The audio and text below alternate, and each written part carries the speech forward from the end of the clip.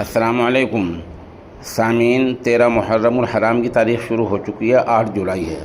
خبر کا عنوان ہے حاجی ہاشم وشارم کے لیے ایصال ثواب۔ یہ ایصال ثواب دارالعلوم دیوبند، مظاہر العلوم سہارنپور اور جامعہ اشرف العلوم رشیدی گنگوہ سمیت ملک کے مختلف دینی مدارس میں ہوا ہے۔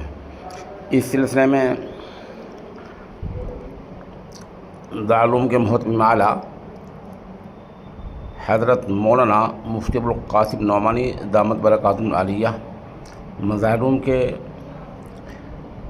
امین عام حضرت مولانا مفتی محمد صالح اور اسی طرح جامعہ اشرف العلوم رشیدی کے محتمم اعلیٰ حضرت مولانا مفتی خالد سیف اللہ قاسمی دامت برکاتہم، جامعہ رحمت گھگرولی سے مولانا عبدالمالک اور اس طرح گنگوہ سے ہی قاری مشکور احمد رشیدی قاسمی اور بہت سے اہل علم حضرات نے ایصال ثواب کیا ہے اور اس سلسلے میں ہمیں تحریر بھیجی ہے۔ ان تمام تحریر کو یکجا کر کے میں پیش کر رہا ہوں۔ خاص طور پر اس میں مظاہر العلوم کے شعبہ تخصص فی الحدیث کے استاد مولانا مفتی محمد اسرار مظاہری سہارنپوری دامت برکاتہم کی طویل تحریر پڑھ دیتا ہوں تاکہ حاجی مرحوم کی زندگی کا ایک خاکہ سامنے آ جائے۔ انہوں نے سرخی لگائی ہے الحاج ہاشم صاحب میل و شارم امت کے مالداروں کے لیے ایک نمونہ۔ مسجد خضر و مدرسہ مصباح العلوم میل و شارم کے بانی جناب حاجی ہاشم کے انتقال سے ملت کو بڑا صدمہ پہنچا۔ مرحوم حاجی صاحب کے ایصال ثواب کے لیے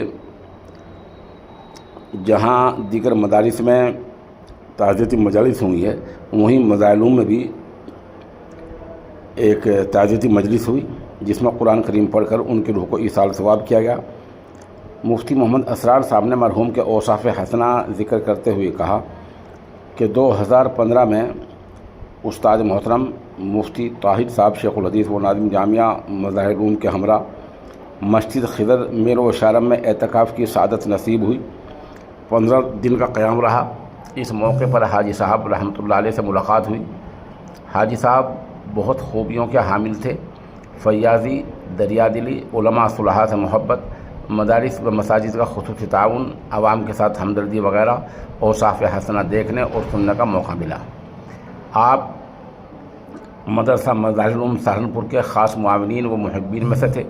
ان کا ایک بڑا کارنامہ اور جو در حقیقت ان کے حق میں انشاءاللہ عظیم الشان صدقہ جاریہ ثابت ہوگا وہ یہ ہے کہ انہوں نے بصد ادب و احترام حضرت فقیہ الامت مفتی محمود حسن گنگوہی نور اللہ مرقدہ سے درخواست کی، جس کی بنیاد پر 1994 کا رمضان حضرت نے مسجد خضر میں گزارا۔ لیکن ایسا نہیں ہے کہ ملک صاحب نے ایک فون کیا اور ادھر سے منظوری مل گئی، بلکہ کئی سالوں تک حاضر خدمت ہو کر مؤدبانہ درخواست کرتے رہے۔ ادھر سے مکمل سکوت، ادھر حضرت مولانا نور اللہ صاحب رانچوئی رحمۃ اللہ علیہ بیت اللہ شریف کا سفر کیا اور غلاف کعبہ پکڑ کر رب کریم سے آوزاری کی کہ حضرت کا ایک سفر مدراس میں ہو جائے۔ اب جو درخواست کی فوراً منظور ہو گئی۔ اس طرح وہ خانقاہ محمودیہ کا ایک تاریخی رمضان ثابت ہوا۔ اس میں ہندوستان کے حضرت کے خلفاء و مسترشدین تو کہاں پیچھے رہ سکتے تھے، شیوخ و اساتذہ الحدیث، صدر مفتیان، مدارس کے محتمم صاحبان، علماء، حفاظ و عوام الناس کی بڑی تعداد کے علاوہ امریکہ، افریقہ اور برطانیہ وغیرہ سے بھی آ کر خلق کثیر نے استفادہ کیا۔ دن بھر کے خانقاہی معمولات کے علاوہ رات کا وہ منظر قابل دید ہوتا تھا جب حفاظ کی ایک بڑی تعداد نماز تہجد میں سحر تک منہمک رہتی تھی۔ بے نظیر مہمان نوازی کے فرائض تنہا بذوق و شوق جناب حاجی ہاشم صاحب نے اس زمانے میں انجام دیے جب وہ ہندوستان کے متمولین کی سرکاری فہرست میں غالباً 8ویں نمبر پر تھے۔ حاجی صاحب کی اولاد مولانا محمد ابراہیم ملک زیدہ مجدہ رکن شورا دارالعلوم دیوبند، رفیق درس مفتی امداد اللہ کھانا کھلانے میں اور امور ضیافت کی انجام دہی میں پیش نظر آتے تھے۔ دسترخوان پر خود ہی ہر ایک کے پاس کائن منکان، چھوٹے بڑے، امیر غریب، عالم غیر عالم، فردن جا کر بڑے ادب و احترام، خلوص و تواضع کے ساتھ یہ دیکھتے تھے کہ کچھ کمی تو نہیں ہے۔